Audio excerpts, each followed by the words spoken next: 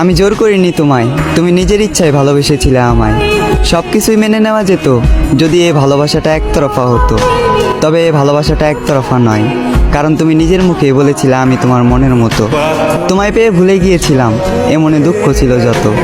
থাকতে পারবো না জেনেও তুমি চলে গেলে, কষ্ট পাবো জেনেও তুমি মন ভাঙলে। শরীরে দিলে বিচ্ছেদের ডাক, হৃদয় করলে ক্ষত। তবে এখানেও আমি তোমার দোষ দিলাম না, দোষ দিলাম নিজের ভাগ্যের। আর ধরে নিলাম এই দুঃখ আমার জন্মগত।